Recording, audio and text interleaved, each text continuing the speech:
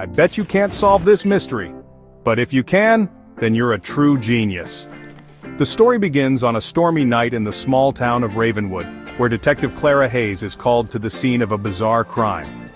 In a dimly lit bookstore, the owner, Mr. Elwood, is found lifeless in his chair, a cup of untouched tea on the table beside him, and a single playing card, a Queen of Hearts, tucked neatly into his breast pocket. The only clue?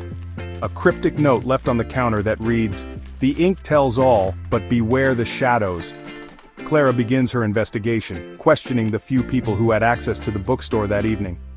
There's Sophie, the timid assistant, who claims she was restocking shelves at the time of the murder.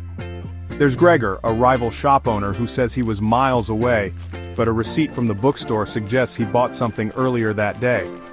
And then there's Elias, a local mystery writer who was scheduled to meet with Mr. Elwood to discuss a new manuscript, but swears the meeting was cancelled at the last minute.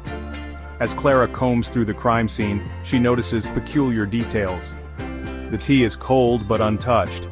Was it poisoned or just a distraction? She finds a pen with smudged ink on the counter near the note, its nib broken as though used in a rush.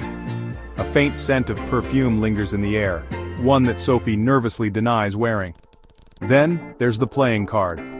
Clara learns that Mr. Elwood had a peculiar habit of hiding messages in books and using cards to mark important clues.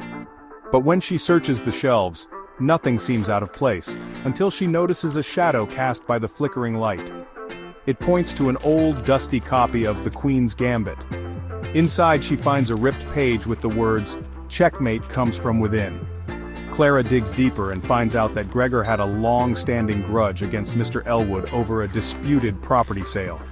Sophie's nervous behavior becomes more suspicious when Clara discovers she had recently accessed the bookstore's security footage, but, mysteriously, the footage from that night is missing.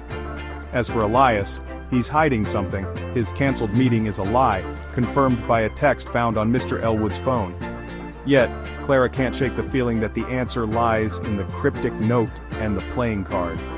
As she pieces the puzzle together, she realizes the truth was hiding in plain sight all along. Can you solve the mystery? Who killed Mr. Elwood, and what does the Queen of Hearts mean?